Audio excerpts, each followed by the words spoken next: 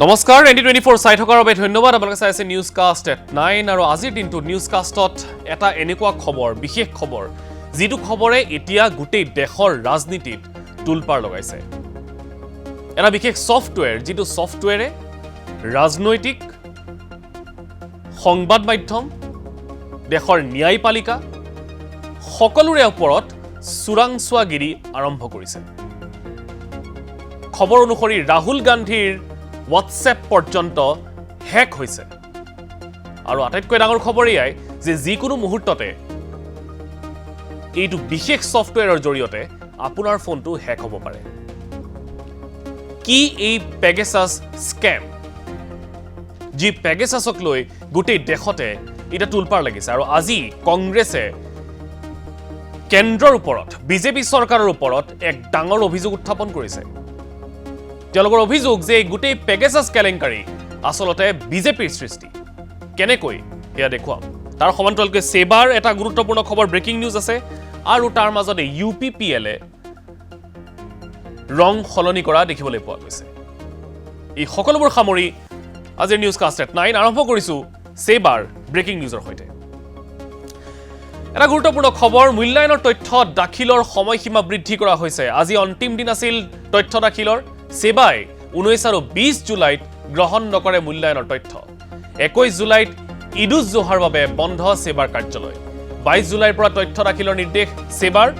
জিলা পৰ্যায়ৰ নিৰীক্ষণ সমিতিয়ে দাখিল কৰিব মূল্যায়নৰ প্ৰতিলিপি ইতিমধ্যে নিৰ্দিষ্ট পৰ্টেলত আপলোড কৰা হৈছে মূল্যায়নৰ তথ্য RTIৰ আবেদনৰ স্বাৰ্থত হাৰ্ড কপি জমা দিয়াৰ নিৰ্দেশ দিয়া হৈছে সেবাৰ সূত্ৰই শীৰ্ষ সূত্ৰই এই তথ্য ND24ক জনাইছে এই মুহূৰ্তত জনাইছো এটা গুৰুত্বপূৰ্ণ খবৰ আপোনালোকক অৱশেষত আজি যিটো সময়সীমা আছিলে মূল্যায়নৰ যি তথ্য সেই তথ্য দাখিলৰ কালিৰ দিনটোত আমি আমাৰ অনুষ্ঠানত বাৰম্বাৰ সেবা আৰু শিক্ষা বিভাগকে প্ৰশ্ন উত্থাপন কৰিছিলো যে ইমান বিসংগতিৰ পাছত এই তথ্য দাখিল কৰিব পাৰিবনে সময়মতে অৱশেষত সেবাই এই সময়সীমা বৃদ্ধি কৰিছে আজি যিহেতু অন্তিম দিন আছিলে তথ্য দাখিলৰ 19 আৰু 20 জুলাইত মূল্যায়ন গ্ৰহণ নকৰে বুলি তেওঁলোকে উল্লেখ কৰিছে কাৰণ 21 জুলাইত ইদুজ জোহাৰ বন্ধ গতিকে 22 জুলাইৰ পৰা তেওঁলোকে তথ্য দাখিল কৰিব এই মুহূৰ্তত আমাৰ জ্যেষ্ঠ সাংবাদিক মুকুট ৰয়ৰ সৈতে আমি ফোনযোগে সংযোগ স্থাপন কৰিছো মুকুট ৰয় কালি আমি যিটো প্ৰশ্ন উত্থাপন কৰিছিলো আজি অৱগত সেইটোৱে হ'ল আৰু যিটো মূল্যায়নৰ তথ্য দাখিলৰ সময়সীমা বৃদ্ধি কৰিবলগীয়া হ'ল হয় মানস ইতিমধ্যে ND24 দৰ্শকসকলে অৱগত হৈছে যে যি জিলা পৰ্যায়ৰ নিৰীক্ষণ কমিটি আছে এই নিৰীক্ষণ কমিটি সমূহে যি হাৰ্ড কপিৰে মূল্যায়নৰ তথ্য দাখিল কৰাৰ আজি অন্তিম দিন ধাৰ্য কৰা হৈছিল 4:30 বজাত এই সময়সীমা উকলি যোৱাৰ কথা আছিল কিন্তু সেৱা কৰ্তৃপক্ষই যে কামৰূপ জিলাত যি ঘটনা সংঘটিত হৈছিল যে শেহতীয়াভাৱে যি পোহৰলৈ আহিছিল এই পোহৰলৈ অহাৰ পিছত সেৱা কৰ্তৃপক্ষই এই গুৰুত্বপূৰ্ণ সিদ্ধান্ত গ্ৰহণ কৰে কাৰণ কালি এক নিৰ্দেশনা যোগে দেওবাৰ হোৱা স্বত্তেও ৰাজ্য চৰকাৰৰ শিক্ষা বিভাগে কামৰূপ জিলাৰ যি স্কুলসমূহৰ পৰিদৰ্শক মাধৱ ডেকাক ইতিমধ্যে মাধ্যমিক শিক্ষা সঞ্চালকালয়ৰ উপ সঞ্চালক হিচাপে বদলি কৰিছে আৰু ডেকাৰ স্থলাভিষিক্ত কৰিছে কামৰূপ জিলাৰ জিলা প্ৰাথমিক শিক্ষা বিষয়া অপূৰ্ব ঠাকুৰীয়াক গতিকে তেওঁ আজি দায়িত্বভাৰ গ্ৰহণ কৰাৰ কথা আৰু এই দায়িত্বভাৰ গ্ৰহণৰ পিছত মূল্যায়নৰ যি পদ্ধতি এই পদ্ধতিৰ সম্পৰ্কত যি ধৰণৰ তেওঁ স্বাক্ষৰ কৰিব লাগে সেই নথি পত্ৰসমূহত স্বাক্ষৰ কৰাত কিছু বিলম্ব হ'ব পাৰে যিহেতু আজি সময়সীমা উকলি যোৱাৰ কথা আছিলে তেনে পৰিপ্ৰেক্ষিততে যাতে জিলাখনৰ ছাত্ৰ ছাত্ৰীসকলে বঞ্চিত হ'ব নালাগে তাৰ কাৰণে মুকুট ৰয় এতিয়া যিয়ে নহওক কিন্তু ডাঙৰ প্ৰশ্নটো হৈছে যে এই সিদ্ধান্তই ছাত্ৰ ছাত্ৰীসকলৰ যি প্ৰতিযোগিতামূলক পৰীক্ষা আছে তাত কিবা প্ৰভাৱ পেলোৱাৰ সম্ভাৱনা আছে নেকি আশংকা আছে নেকি চমুকৈ নিশ্চিতভাৱে মানস কাৰণ এই আমি কালিৰ এক অনুষ্ঠানত এই কথাটো স্পষ্টভাৱে উল্লেখ কৰিছিলো যে যি মূল্যায়ন প্ৰক্ৰিয়া অব্যাহত আছে ৰাজ্যখনৰ বিভিন্ন জিলাত আৰু এই মূল্যায়ন বিদ্যালয়সমূহৰহে মূল্যায়ন হৈ আছে ছাত্ৰ ছাত্ৰীসকলৰ মূল্যায়ন হোৱা বুলি একে আষাৰে কৈ দিয়াটো যথেষ্ট কঠিন আৰু ইয়াৰ কাৰণে এই আশংকা ব্যক্ত কৰি ৰাজ্য চৰকাৰে 5 নম্বৰ দফা সংযোজন কৰিছিল যি 1 জুলাইত অধিসূচনা জাৰি কৰিছিল পৰৱৰ্তী সময়ত বিভিন্ন সংগঠন তথা অভিভাৱকৰ যি বিতৰ্ক সূচনা হৈছিল এই বিতৰ্কৰ পিছত 8 জুলাইত এই অধিসূচনাৰ আন এক অধিসূচনাৰ জৰিয়তে 5 নম্বৰ দফাটো তেওঁলোকে বাতিল কৰিছিল কিন্তু যি সন্দেহ ব্যক্ত কৰা হৈছিল সেই সন্দেহৰ ভিত্তিতে সমগ্ৰ প্ৰক্ৰিয়া আগবাঢ়িছে আৰু অতি শেহতীয়াভাৱে যি পৰ্টেল আছে এই পৰ্টেলৰ জৰিয়তে জিলা নিৰীক্ষণ সমিতিসমূহে ইতিমধ্যে মূল্যায়নৰ তথ্য দাখিল কৰিছে। কিন্তু এই মূল্যায়নৰ তথ্যসমূহ পৰীক্ষা কৰাৰ সময়ত যি বিগত 3টা বৰ্ষত যিসমূহ শিক্ষানুষ্ঠানত প্ৰথম বিভাগত ছাত্ৰ ছাত্ৰী উত্তীৰ্ণ হোৱাৰ ৰেকৰ্ড নাছিল বা ষ্টাৰ ডিষ্টিংশ্যন পোৱাৰ ৰেকৰ্ড নাছিল, তেনে বিদ্যালয়ৰ পৰাও কিছু ধৰণৰ তথ্য অহা বুলি ইতিমধ্যে সেৱা কৰ্তৃপক্ষ অৱগত হৈছে। আৰু ইয়াৰ এনে পৰিপ্ৰেক্ষিততে সমগ্ৰ বিষয়টো লৈ আৰু যাতে ভৱিষ্যতে পুনৰ বিতৰ্ক সূচনা নহয় তাৰ পৰিপ্ৰেক্ষিতত কিবা ধৰণৰ ৰণকৌশল যুগুত কৰিব পাৰে নেকি বা কিবা পদক্ষেপ গ্ৰহণ কৰিব পাৰে নেকি, এই সম্পৰ্কত চিন্তা চৰ্চাৰ কাৰণতে নিশ্চয় এনেধৰণৰ সিদ্ধান্ত গ্ৰহণৰ যথেষ্ট সম্ভাৱনা আছে। নিশ্চয় মুকুট ৰায়, ধন্যবাদ জ্ঞাপন কৰিছোঁ আমাক এইখিনি তথ্য খুব সুন্দৰকৈ জনোৱাৰ বাবে। ছাত্ৰ ছাত্ৰীসকলৰ যিহেতু ভৱিষ্যতৰ কথা আছে, গতিকে এই খবৰটো ডাঙৰ খবৰ। আৰু আগন্তুক সময়ত সেৱা কৰ্তৃপক্ষই এই বিষয়সমূহত হস্তক্ষেপ কৰে নে নকৰে পোনপটীয়াকৈ তাৰ ওপৰত কিন্তু ND24 চকু থাকিব।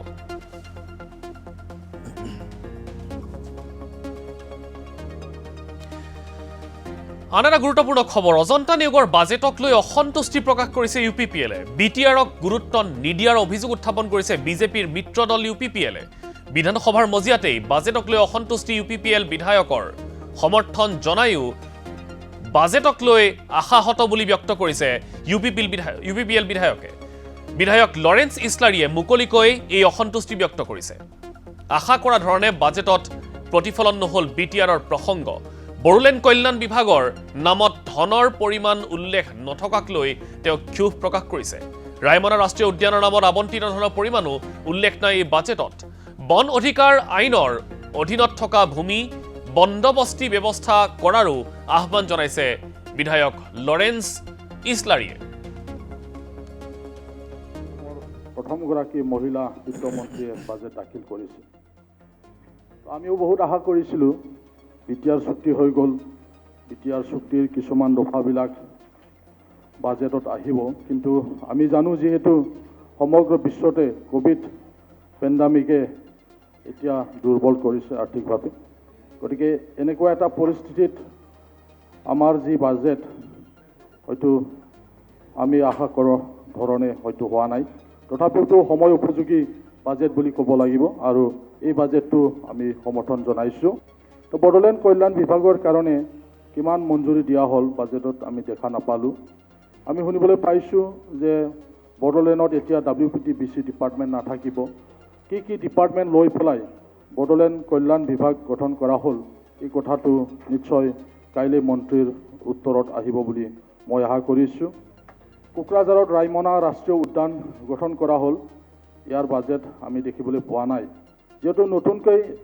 এখন ৰাষ্ট্ৰীয় উদ্যান ঘোষণা কৰা হ'ল, ইয়াৰ আন্তঃগাঁথনি ইয়াৰ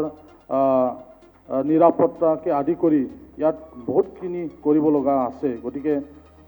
স্পেচিফিক ৰায়মনা ৰাষ্ট্ৰীয় উদ্যানখনৰ কাৰণে এই বাজেটত কিমানখিনি ধাৰ্য কৰা হ'ল এই কথাটো যাতে আহে তাৰ কাৰণে মই ক'ব বিচাৰিছোঁ। লগতে 2006 চনত ভাৰত চৰকাৰে যি ST and Forest Dwellers others forest dwellers act যি ইমপ্লিমেণ্ট কৰিছিল, ভাৰতৰ বিভিন্ন ৰাজ্যত কেতিয়াবাই এই আইনটো বলবৎ কৰা হ'ল, কিন্তু অসমত এতিয়ালৈকে ভালভাৱে এই আইনটো বলবৎ হোৱা নাই। তো যোৱা সময়ছোৱাত আমি দেখিবলৈ পাইছোঁ, কাৰণ আমাৰ কোকৰাঝাৰত বা বিভিন্ন বড়ো অঞ্চলত ST বা আদাৰ্ছ ফৰেষ্ট ডুৱেলাৰ্ছসকলে এতিয়াও ভূমিৰ পাত্তা পোৱা নাই। এই সময়বিলাকত কোৱা হৈছিল যে চৰকাৰে কোনো বাজেট নাই ছাৰ্ভে কৰিবৰ কাৰণে, যাৱতীয় কাম কৰিবৰ কাৰণে। গতিকে ইয়াত যাতে মন্ত্ৰীৰ উত্তৰত এই কথাটো স্পষ্ট যেন আহে যে ভূমিৰ বন্দোবস্তি দিয়াৰ কাৰণে যি ব্যৱস্থা কৰা হৈছে, ইয়াত কিমানখিনি বাজেট ধাৰ্য কৰা হৈছে যাতে কামবিলাক হয়। কাৰণ ভাৰতৰ বিভিন্ন ৰাজ্যত ইতিমধ্যে হৈ গ'ল, অসমতো 2-1খন জিলাত হৈছে, কিন্তু বাকী জিলাবিলাকত হোৱা নাই। গতিকে ভূমি বন্দোবস্তি নোহোৱাৰ কাৰণে বহুত অঞ্চলত স্কুল কলেজ প্ৰাধিকৰণ হোৱা নাই। বহুত অঞ্চলত এনেকুৱা আছে যে চৰকাৰী কোনো সা সুবিধা পোৱা নাই। শোণিতপুৰ জিলাৰ আমাৰ বড়ো অঞ্চলবিলাকতো এনেকুৱা বহুত আছে য'ত মানে তেওঁলোকে MLAত ভোট দিব পাৰে, MPত ভোট দিব পাৰে, কিন্তু পঞ্চায়ত তেওঁলোকৰ নাই। গতিকে অতি সোনকালে আমি বিচাৰোঁ যে ভূমি বন্দোবস্তি দিয়াৰ যিটো কাম, এই কামটো হয়। তাৰ কাৰণে স্পষ্টভাৱে বাইদেউৰ পৰা কাইলৈ উত্তৰত আমি পাম বুলি মই আশা কৰিছোঁ। Thank you. আৰু ইয়াৰ মাজতে এটা গুৰুত্বপূৰ্ণ খবৰ, মিত্ৰ গোটৰ দ্বিতীয়খন তালিকা প্ৰকাশ কৰা হৈছে। আৰু এইবাৰ মুখ্যমন্ত্ৰী হিমন্ত বিশ্ব শৰ্মাই প্ৰকাশ কৰিলে এই মিত্ৰ গোটৰ তালিকাখন। বিৰোধী বিধায়কসকলক লৈ এই মিত্ৰ গোট গঠন কৰা হৈছে। মুখ্যমন্ত্ৰীয়ে নিজৰ গোটত 9 গৰাকীকৈ বিৰোধী বিধায়কক ৰাখিছে। এতিয়া কোনগৰাকী মন্ত্ৰীৰ সৈতে কোন কেইগৰাকী বিধায়কক ৰখা হৈছে এখন তালিকা এই মুহূৰ্তত আপোনাক দেখুৱাবলৈ বিচাৰিছোঁ। প্ৰথমতে মুখ্যমন্ত্ৰী ডক্টৰ হিমন্ত বিশ্ব শৰ্মাৰ সৈতে কোন কোন আছে এই তালিকাখনলৈ মন কৰক। ডক্টৰ হিমন্ত বিশ্ব শৰ্মাৰ সৈতে আছে কংগ্ৰেছৰ বিধায়ক সুশান্ত বুঢ়াগোহাঁই, বিধায়ক ৰিকিবুদ্দিন আহমেদ, বিধায়ক জাকিৰ হুছেইন সিকদাৰ, লগতে কংগ্ৰেছৰ বিধায়ক দিগন্ত বৰ্মন, BPFৰ বিধায়ক ৰবিৰাম নাৰ্জাৰী, ইয়াৰ পাছত BPFৰ চৰণ বড়ো, কংগ্ৰেছৰ ভাস্কৰজ্যোতি বৰুৱা, AUDFৰ ফণীধৰ তালুকদাৰ আৰু AIUDFৰ কৰিমুদ্দিন বৰভূঞা। এয়া হৈছে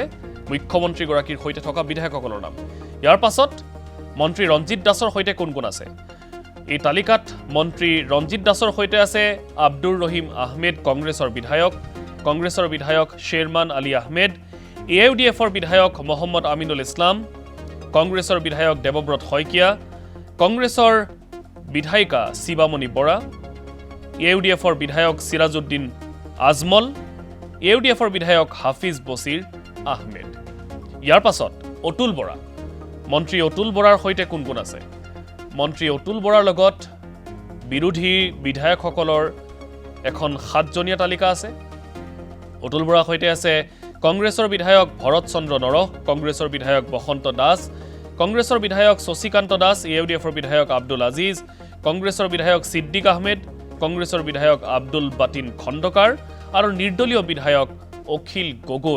গগৈক ৰখা হৈছে অতুল বৰাৰ তালিকাত। তাৰ পাছত মন্ত্ৰী চন্দ্ৰমোহন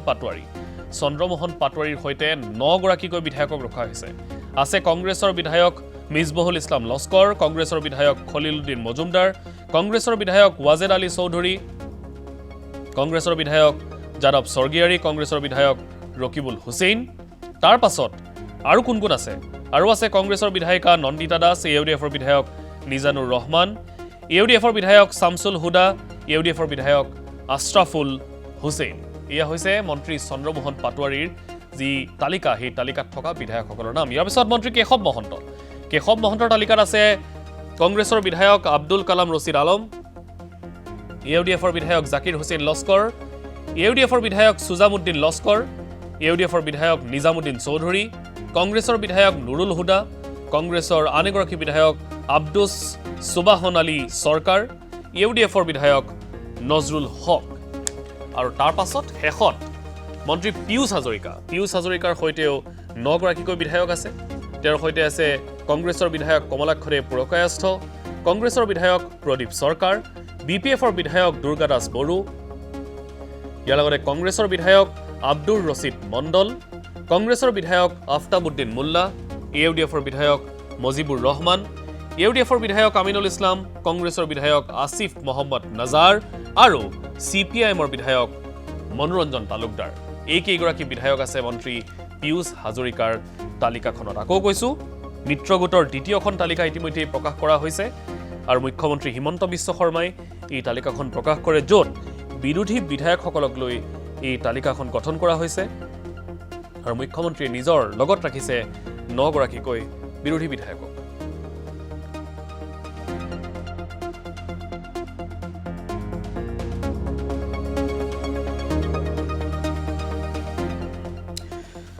আজিৰ দিনটোৰ ৰাজ্যৰ প্ৰেক্ষাপটত এটা অতি চৰ্চিত খবৰ। ছাৰ্ভেৰ প্ৰয়োজন নাই, মেডিকেল কলেজত থিয় দিলেই ওলাই পৰিব মুছলমান জনসংখ্যাৰ বৃদ্ধিৰ বাস্তৱ ছবিখন। জনসংখ্যা নিয়ন্ত্ৰণৰ বিষয়ে আজি বিধানসভাত হোৱা আলোচনাত অংশগ্ৰহণ কৰি এই যুক্তি আগবঢ়ায় ৰাজ্যৰ মুখ্যমন্ত্ৰী ডক্টৰ হিমন্ত বিশ্ব শৰ্মাই। এই আলোচনাত ভাগ লৈ গৰিষ্ঠ সংখ্যক শাসক বিৰোধী বিধায়কে জনসংখ্যা নিয়ন্ত্ৰণৰ সপক্ষত যুক্তি দাঙি ধৰে আৰু ইয়াকে কেন্দ্ৰ কৰি সদনত কি পৰিৱেশ পৰিস্থিতিৰ সৃষ্টি হ'ল চাওক এই বিশেষ ৰিপৰ্টত মধ্য আৰু নামনিৰ বিধায়কসকলে 7 দিন ডিব্ৰুগড় তিনিচুকীয়াত থাকক তেতিয়া বুজি পাব যে কম পৰিয়াল হোৱাৰ কাৰণে মানুহবোৰ কিমান সুখত আৰু ডিব্ৰুগড় তিনিচুকীয়াৰ MLA খিনি অলপমান বাগবৰ জনিয়া সাউথ চালমাৰা যাওক তেতিয়া আমি বুজি পাম যে কিমান প্ৰয়োজন শিক্ষাৰ বিকাশ কৰা স্বাস্থ্যৰ বিকাশ কৰা কিমান প্ৰয়োজনীয়তা এয়া অসম বিধানসভাত মুখ্যমন্ত্ৰী হিমন্ত বিশ্ব শৰ্মা আলোচনাৰ বিষয় ৰাজ্য চৰকাৰৰ জনসংখ্যা নিয়ন্ত্ৰণ নীতি কোনো পৰিসংখ্যা সাৰ্ভেৰ প্ৰয়োজনেই নাই বৰপেটা মেডিকেল কলেজত থিয় হৈ দিলেই গম পোৱা যাব অসমৰ মুছলমানৰ জনসংখ্যা বৃদ্ধিৰ বাস্তৱ ছবি সন্তান প্ৰসৱ কৰোৱাই ঘামি যায় হেনো নাৰ্ছ আৰে বাবা ইয়াত মানুহ বঢ়াটো কিবা সাৰ্ভে লাগে নেকি এইটো আমাৰ চকুৰ আগত বৰপেটা মেডিকেল কলেজত 1 ঘণ্টা থিয় হ'লেই নাৰ্ছ গৈছে আহিছে এইটো বাস্তৱ ইয়াত কোনো আৰু কি সাৰ্ভে লাগে এইবিলাকততো কোনো মই নিজে পগলা হৈ যাম মই তাতে ৰখি থাকো নাৰ্ছৰ ঘাম ওলাই যায় জনসংখ্যা নিয়ন্ত্ৰণৰ পোষকতা কৰা মুখ্যমন্ত্ৰীৰ পিতৃৰ সন্তানৰ সংখ্যা কিমান সময়ে সময়ে এই প্ৰশ্নৰে মুখ্যমন্ত্ৰীক বিব্ৰত কৰাৰ চেষ্টা কৰে একাংশই বিধানসভাত ইয়াৰ উত্তৰ দিলে মুখ্যমন্ত্ৰীয়ে এতিয়া এইটো কথা ক'ব গ'লে হিমন্ত বিশ্ব শৰ্মাৰ দেউতাকৰ ইমান সন্তান আছিল এই ইলজিক্যাল কথাবিলাক কৈ পেলাই এইটো কোনো কৈ লাভ নাই যদি মোৰ দেউতাৰ 69ত 5টা ল'ৰা আছিলে আপোনালোকৰ দেউতাৰ 69ত কিমান ল'ৰা আছিল এইটো 2-3টা ক্ৰিকেট টিম হৈ যাব গতিকে এই কথাবিলাক কোৱাটো কোনো মিনিং নাই বৰ্ধিত জনসংখ্যাৰ বাবেই দাৰিদ্ৰতাৰ সৈতে সংঘৰ্ষ অসমৰ মুছলমানৰ ঘৰ দেখিলেই মুখ্যমন্ত্ৰীয়ে কৈ দিব পাৰে কোনটো ঘৰ মুছলমানৰ কিংবা কোনটো হিন্দুৰ জনসংখ্যা 10% হোৱাৰ লগে লগে লাইফষ্টাইল হেজ অলসো ইম্প্ৰুভ আজি হিন্দু মানুহবিলাকৰ মাজত তেওঁলোকৰ দেখিলে গম পাই এইটো ঘৰ বিল্ডিং হিন্দু ইয়াৰ বাহিৰত ধুনীয়া বাৰী এখন আছে হিন্দু এগেইনষ্ট দ্যাট 29% পাৰ্ট লৈ পেলাই আজি মুছলমান মানুহবিলাক কেইটামান সংকটত পৰিছে মুখ্যমন্ত্ৰীৰ পূৰ্বে বিৰোধী কংগ্ৰেছৰ বিধায়ক শ্বেৰমান আলী আহমেদৰ বিধানসভাত বক্তব্য ৰাষ্ট্ৰীয় সমীক্ষাৰ তথ্যৰে শ্বেৰমান আহমেদৰ যুক্তি অসমত কঠোৰভাৱে বলবৎ হ'ব লাগে জনসংখ্যা নীতি কিন্তু চৰকাৰে প্ৰচাৰ কৰাৰ দৰে অসমত বৃদ্ধি হোৱা নাই সংখ্যালঘুৰ জনসংখ্যা বৃদ্ধিয়েই অসমৰ মুছলমানৰ উন্নয়নৰ হেঙাৰ বুলিও সদনত দাবী কৰিলে শ্বেৰমান আহমেদে অসমৰ নিৰ্দিষ্ট লিভিং স্পেচ নিৰ্দিষ্ট মাটিকালি নিৰ্দিষ্ট opportunity every member should express their unanimity, their opinion unanimously that this population, growth rate of population should be at the replacement level of all community. আহমেদৰ বক্তব্যক সদনত আদৰণি জনালে মুখ্যমন্ত্ৰীয়ে শ্বেৰমান আলী ডাঙৰীয়াই কোৱাৰ দৰে বিবাহৰ এজটো আমি বঢ়াব লাগে I am very happy that আপুনি যিখিনি লিবাৰেল মানুহখিনিয়ে বুজি পোৱা নাই দিল্লীত আপুনি এই কথাখিনি কৈছে আমি হাউচেটো চেয়াৰমেন সাহেবক আজি ধন্যবাদ দিব লাগে তেওঁ এখন সঁচা প্ৰতিচ্ছবি ইয়াত দাঙি ধৰিছে ইফালে অসমত মুছলমানৰ বৰ্ধিত জনসংখ্যাৰ আঁৰত আছে ৰাজ্যখনক মুছলমান ৰাজ্য হিচাপে প্ৰতিষ্ঠা কৰাৰ অজান শক্তিৰ এজেণ্ডা থকা বুলি বিস্ফোৰক বক্তব্য বিজেপিৰ মৃণাল শইকীয়াৰ তৎক্ষণাত উত্তাল বিধানসভা নামনি অসম মধ্য অসমত ইমান পপুলেশ্যন বাঢ়িলে ইমান যে জনসংখ্যা বৃদ্ধি হ'ল তাৰ পাছফালে হয়তো এটা চক্ৰান্তও থাকিব পাৰে ষড়যন্ত্ৰও থাকিব পাৰে এজেণ্ডা আছে যে অসমখনক মুছলিম পপুলেশ্যন বেছি কৰি মুছলিম জনসংখ্যা বেছি কৰি এটা সময়ত মুছলমান ৰাজ্য হিচাপে ইয়াক ডিক্লেয়াৰ কৰা হ'ব হয়তো বাংলাদেশত বহিও কোনোবাই ষড়যন্ত্ৰ ৰচনা কৰিব পাৰে হয়তো অসমৰ ভিতৰতে কোনোবাই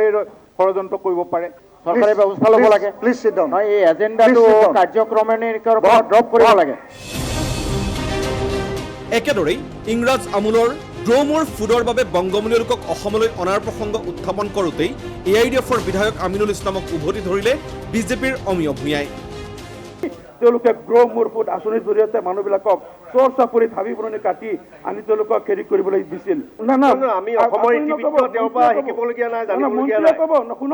নিৰ্দিষ্ট বিষয়ৰ ওপৰত কওক আপুনি যিটো বিষয়ে আজি ইয়াত আনিছিলে সেই বিষয়ৰ ওপৰত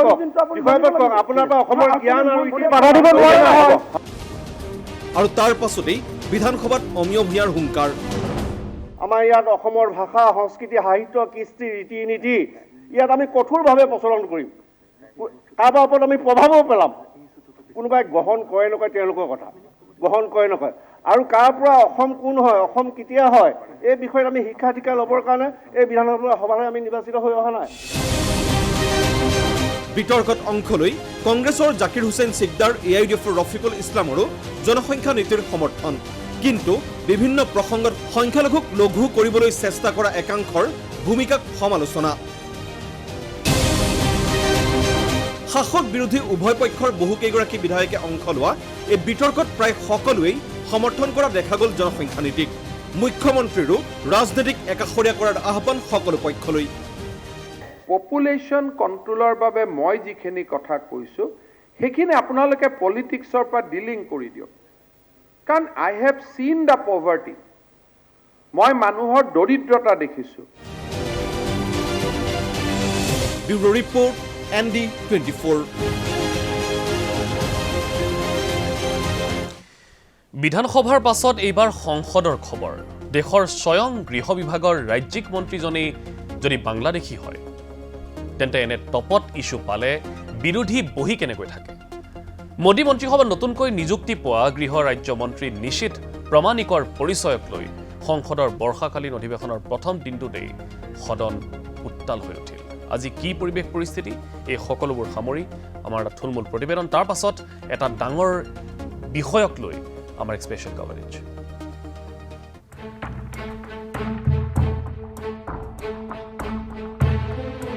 সংসদৰ বৰ্ষাকালীন অধিৱেশনৰ প্ৰথম দিন সদনলৈ বিৰোধী আহিছে চাইকেল চলাই এয়া পেট্ৰপণ্যৰ দাম বৃদ্ধিৰ প্ৰতীকী প্ৰতিবাদ বিৰোধী কংগ্ৰেছ আৰু টিএমচি সাংসদৰ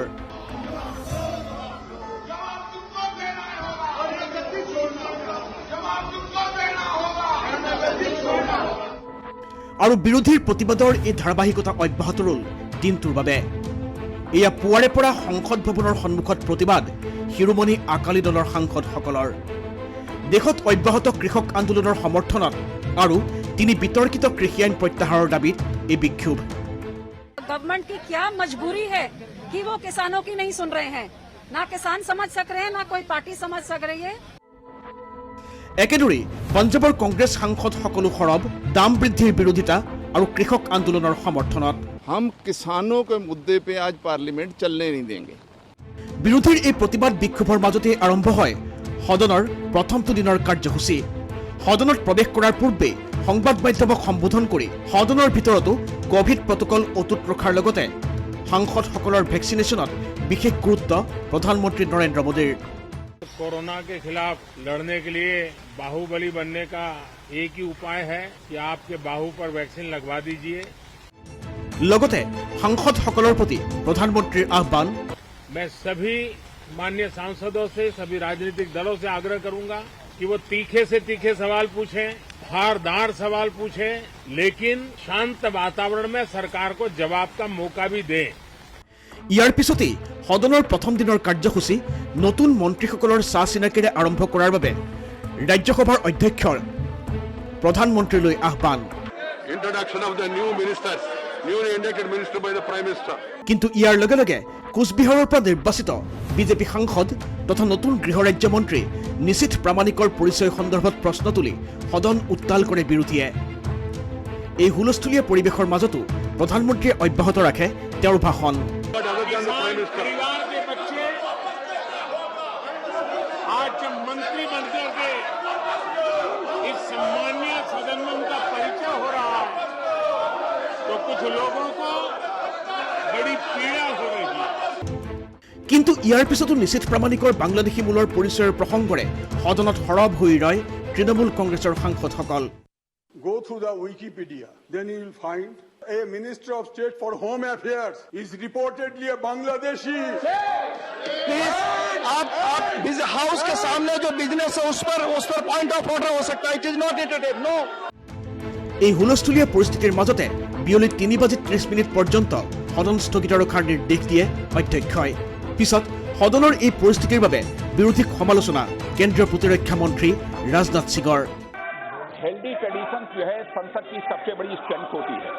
और इसे बनाकर रखना अध्यक्ष महोदय, यह पक्ष और विपक्ष सबकी जिम्मेदारी होती है। National desk ND24। ইয়াৰ মাজতে দেশৰ সংবাদ মাধ্যমত বৰ্তমান চৰ্চাত থকা আন এটা বিতৰ্ক, সেই বিতৰ্ক হৈছে পেগাছাছ বিতৰ্ক। এই বিতৰ্কক লৈ মোদী চৰকাৰক আজি তীক্ষ্ণ সমালোচনা কৰিলে কংগ্ৰেছে। আজি সংবাদমেল সম্বোধন কৰি দেশজুৰি তোলপাৰ লগোৱা এই পেগাছাছ স্পাইৱেৰ বিতৰ্কক লৈ প্ৰধানমন্ত্ৰী নৰেন্দ্ৰ মোদী আৰু কেন্দ্ৰীয় গৃহমন্ত্ৰী অমিত শ্বাহক চোৰাংচোৱা আখ্যা দিলে কংগ্ৰেছৰ মুখপাত্ৰ ৰণদীপ সিং সুৰজেৱালাই। কেৱল ইমানতেই ক্ষান্ত নাথাকি গৃহমন্ত্ৰী অমিত শ্বাহক বৰ্খাস্তৰ দাবী জনালে কংগ্ৰেছে। ইয়াৰ লগতে প্ৰধানমন্ত্ৰী নৰেন্দ্ৰ মোদীৰ বিৰুদ্ধেও অনুসন্ধানৰ দাবী জনায় কংগ্ৰেছে। সুৰজেৱালাৰ অভিযোগ যে বিজেপি মানে হৈছে ভাৰতীয় জাসুস পাৰ্টি। মোদী চৰকাৰে কেন্দ্ৰীয় মন্ত্ৰী, বিৰোধী নেতা, ন্যায়াধীশ আৰু সাংবাদিকৰ গোপনীয়তা ভংগ কৰাৰ এটা চেষ্টা কৰিছে। পেগাছাছ নামৰ যি ইজৰাইলী ছফ্টৱেৰ আছে, এই ছফ্টৱেৰৰ জৰিয়তে মোদী চৰকাৰে আনকি সাধাৰণ মানুহৰ শয়ন কক্ষটো ভুমুকি মাৰাৰ চেষ্টা কৰিছে। কংগ্ৰেছৰ অভিযোগৰ ভিত্তি দ্য ৱায়াৰত প্ৰকাশিত এটা বাতৰি, য'ত উল্লেখ কৰা হৈছে যে পেগাছাছ স্পাইৱেৰৰ জৰিয়তে ৰাহুল গান্ধী, প্ৰশান্ত কিশোৰ, আনকি তথ্য প্ৰযুক্তি মন্ত্ৰালয়ৰ মন্ত্ৰী অশ্বিনী বৈষ্ণৱৰো মোবাইলসমূহ হেক কৰা হৈছে। উল্লেখযোগ্য যে ৰাজনৈতিক নেতা, কেন্দ্ৰীয় মন্ত্ৰী, বিৰোধী নেতা, ন্যায়াধীশ, সাংবাদিক আদি বিভিন্ন মানুহৰ ইতিমধ্যেই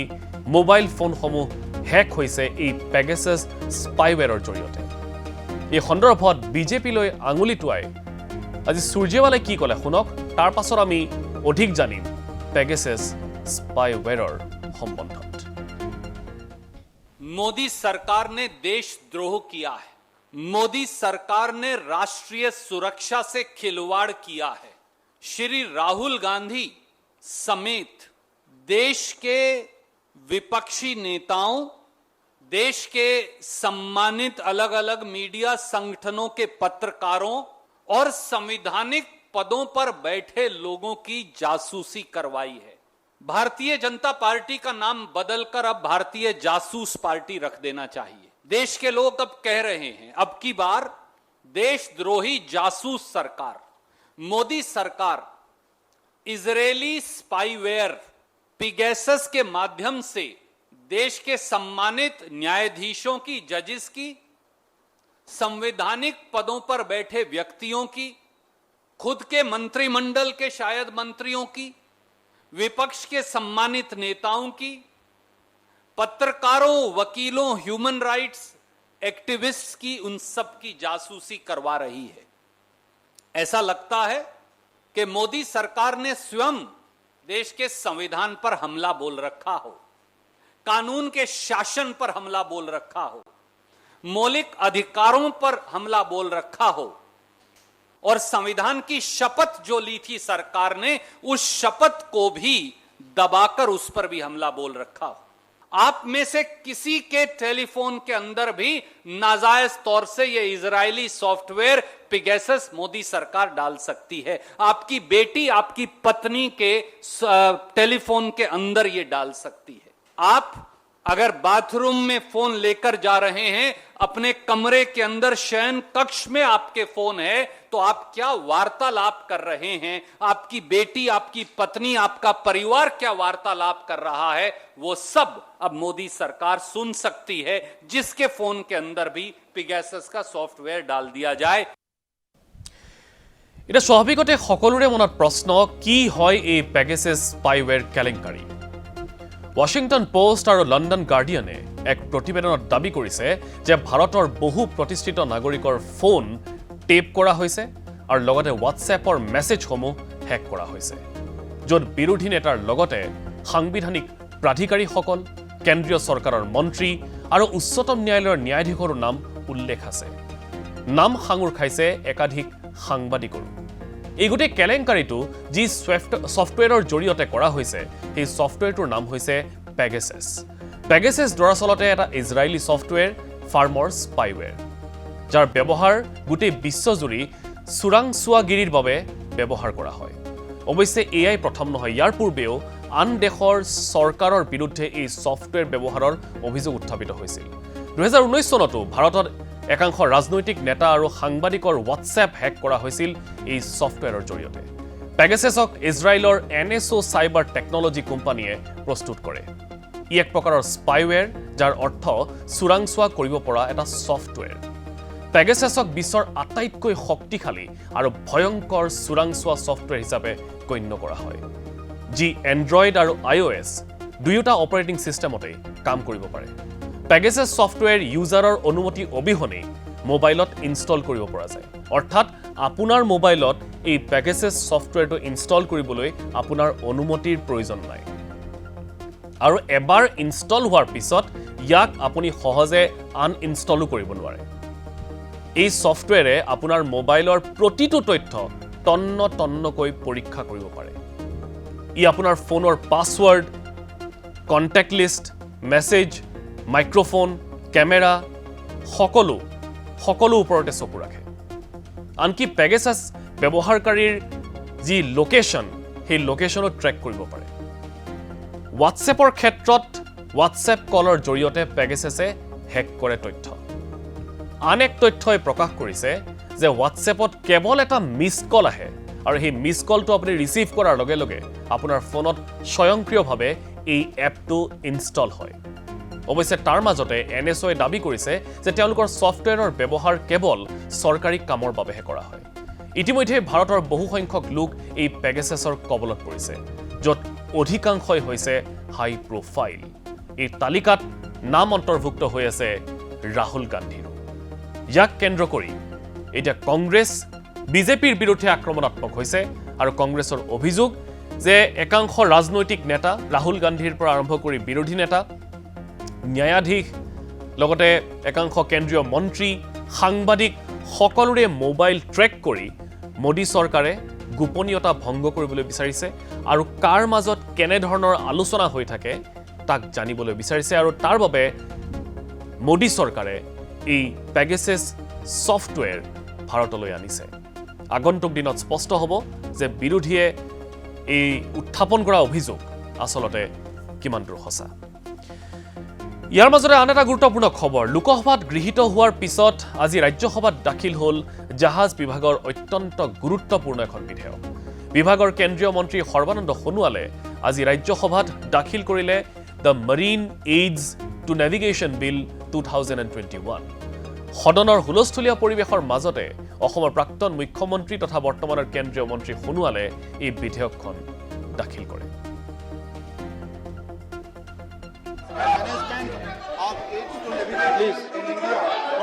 प्लीज माननीय मंत्री मोशन मूव कर रहे हैं प्लीज उन्हें मूव करने दें Navigation development of historical, educational and cultural value to ensure compliance with the obligation under maritime treaties and international instruments to which India is a party and for matters connected therewith and incidental thereto as part of Lok Sabha be taken into consideration, sir. Motion moved ইয়াৰ মাজতে কংগ্ৰেছৰ বাবে এটা ভাল খবৰ দুৰ্দিনৰ মাজতো গৌৰৱান্বিত কৰিছে অসম কংগ্ৰেছক ৰাষ্ট্ৰীয় ৰাজনীতিৰ প্ৰেক্ষাপটত বিৰোধী শিবিৰত বহিয়েই জিলিকি উঠা গৌৰৱ গগৈৰ ওপৰত পুনৰবাৰ লোকসভাৰ বিৰোধী পক্ষৰ উপদলপতিৰ দায়িত্ব অৰ্পণ কৰা হৈছে এই সন্দৰ্ভত চাওক আমাৰ এক special report House belongs to the people of India. This house does not belong to this government or to its ministers. Mallikarjun Kharge Adhir Ranjan Chowdhury Anand শৰ্মাৰ দৰে কংগ্ৰেছৰ ৰথী মহাৰথীৰ সৈতে শাৰী পুৰাইছে কলিয়াবৰৰ সাংসদ গৌৰৱ গগৈয়ে প্ৰয়াত প্ৰাক্তন মুখ্যমন্ত্ৰী তৰুণ গগৈৰ পুত্ৰৰ কান্ধত আকৌ এবাৰ গুৰুদায়িত্ব জাপি দিছে কংগ্ৰেছৰ নেতৃত্বই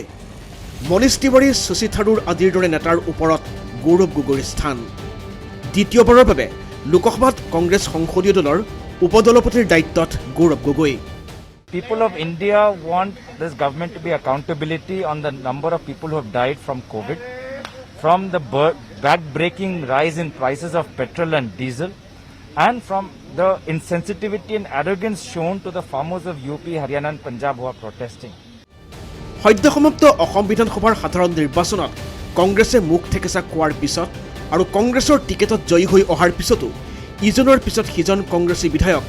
বিজেপিমুখী হোৱাৰ সময়তে গৌৰৱ গগৈৰ এই উত্থান নিঃসন্দেহে গৌৰৱৰ খবৰ অসমৰ কংগ্ৰেছ শিবিৰৰ বাবে। লোকসভাত কংগ্ৰেছৰ সংসদীয় দলৰ নেতাৰূপে অধীৰ ৰঞ্জন চৌধুৰী নিৰ্বাচিত হোৱাৰ পিছতে দলৰ সংসদীয় কমিটিয়ে গৌৰৱ গগৈৰ ওপৰত ন্যস্ত কৰে উপদলপতিৰ দায়িত্ব। এয়া দ্বিতীয়বাৰৰ বাবে লোকসভাত কংগ্ৰেছৰ উপদলপতিৰ দায়িত্ব পাইছে ৰাহুল গান্ধী প্ৰিয়ংকা গান্ধীৰ বিশেষ আস্থাভাজনৰূপে পৰিচিত অসমৰ কলিয়াবৰ সংসদীয় সমষ্টিৰ জনপ্ৰতিনিধিজনে। বিপৰীতে ৰাজ্যসভাত কংগ্ৰেছৰ সংসদীয় দলৰ নেতাৰ দায়িত্ব লাভ কৰিছে মল্লিকাৰ্জুন খাৰ্গে। উপদলপতিৰ দায়িত্বত প্ৰাক্তন কেন্দ্ৰীয় মন্ত্ৰী আনন্দ শৰ্মা। এইসকল অভিজ্ঞ ৰাজনীতিক তথা কংগ্ৰেছৰ থিংক টেংক ৰূপে পৰিচিত নেতাৰ শাৰী পূৰাব পৰাকৈ মাত্ৰ 38 বছৰীয়া গৌৰৱ গগৈৰ এই উত্থান নিঃসন্দেহে গৌৰৱৰ খবৰ অসমৰ কংগ্ৰেছ শিবিৰৰ লগতে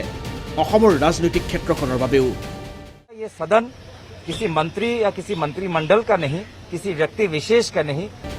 ब्यूरो रिपोर्ट ND24। আৰু ইয়াৰ মাজতে এটা গুৰুত্বপূৰ্ণ খবৰ জনাবলৈ বিচাৰিছো। মাজৰটোপ উচ্চতৰ মাধ্যমিক বিদ্যালয়ৰ অধ্যক্ষ আক্কাছ আলী আহমেদক নিলম্বন কৰা হৈছে। এটা ব্ৰেকিং নিউজ। HSLC আৰু হাই মাদ্ৰাছা পৰীক্ষাৰ মূল্যায়নত অনিয়মৰ আশ্ৰয় লোৱাৰ অভিযোগ উত্থাপন হৈছিল এইজন আক্কাছ আলী আহমেদৰ বিৰুদ্ধে, আৰু তাৰ পাছত এই আক্কাছ আলী আহমেদক নিলম্বন কৰা হৈছে। কামৰূপ জিলাৰ আৰক্ষী অধীক্ষকৰ প্ৰতিবেদনৰ ভিত্তিত নিলম্বন কৰা হৈছে আহমেদক। তৎকালে কাৰ্যকৰী হোৱাকৈ নিলম্বন কৰা হৈছে আহমেদক। চাংচাৰী থানাত ৰুজু কৰা গোচৰত গ্ৰেপ্তাৰ হৈছিল আক্কাছ আলী আহমেদ। এটা ব্ৰেকিং নিউজ জনাইছো এই মুহূৰ্তত আপোনালোকক। মাজৰটোপ উচ্চতৰ মাধ্যমিক বিদ্যালয়ৰ অধ্যক্ষ আক্কাছ আলী আহমেদক নিলম্বন কৰা হৈছে। হাইস্কুল শিক্ষান্ত আৰু হাই মাদ্ৰাছা পৰীক্ষাৰ মূল্যায়নত অনিয়মৰ আশ্ৰয় লোৱাৰ অভিযোগ উত্থাপন হৈছিল এইজন আক্কাছ আলী আহমেদৰ বিৰুদ্ধে। কামৰূপ জিলাৰ আৰক্ষী অধীক্ষকে প্ৰতিবেদন দাখিল কৰিছিল। সেই প্ৰতিবেদনৰ ভিত্তিত আহমেদক নিলম্বন কৰা হৈছে, আৰু এই নিলম্বন তৎকালে কাৰ্যকৰী হোৱাকৈ কৰা হৈছে। চাংচাৰী থানাত এটা গোচৰ ৰুজু হৈ আছিল, আৰু অৱশেষত সেই চাংচাৰী থানাত ৰুজু কৰা গোচৰত গ্ৰেপ্তাৰ হৈছিল আহমেদ। তাৰ পাছত এতিয়া যি খবৰ শেহতীয়াকৈ এটা ব্ৰেকিং নিউজ জনাইছো, আক্কাছ আলী আহমেদক নিলম্বন কৰা হৈছে, আৰু এইজন আছিল মাজৰটোপ উচ্চতৰ মাধ্যমিক বিদ্যালয়ৰ অধ্যক্ষ। এই সন্দৰ্ভত গোটেই ৰাজ্যজুৰি প্ৰতিক্ৰিয়া অব্যাহত আছে। উচ্চতৰ মাধ্যমিক আৰু হাই মাদ্ৰাছা পৰীক্ষাৰ যি মূল্যায়ন, সেই মূল্যায়নক লৈ বৃহৎ ধনৰ লেনদেনৰ অভিযোগ উত্থাপন হৈছিল। সেই অভিযোগৰ পাছতে ৰাজ্যজুৰি হাহাকাৰ লাগিছিল, প্ৰতিক্ৰিয়া সৃষ্টি হৈছিল। তাৰ পাছত আৰক্ষীয়ে নিজৰ অনুসন্ধান আৰম্ভ কৰে, আৰু কামৰূপ জিলাৰ আৰক্ষী অধীক্ষকে এখন প্ৰতিবেদন দাখিল কৰিছিল, যি প্ৰতিবেদনৰ ভিত্তিত মাজৰটোপ উচ্চতৰ মাধ্যমিক বিদ্যালয়ৰ অধ্যক্ষ আক্কাছ আলী আহমেদক চাংচাৰী থানাত ৰুজু কৰা গোচৰত গ্ৰেপ্তাৰ কৰা হৈছিল। আৰু আজি এই মুহূৰ্তৰ যি খবৰ জনাইছো আপোনালোকক, এইজন আক্কাছ আলী আহমেদক নিলম্বন কৰা হৈছে।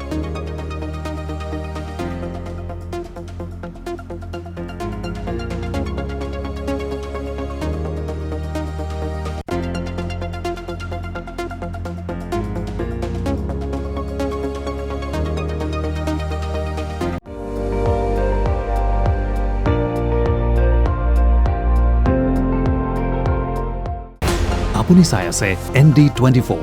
সৰ্বশ্ৰেষ্ঠ নহয় সৰ্বোত্তমৰ দৌৰত।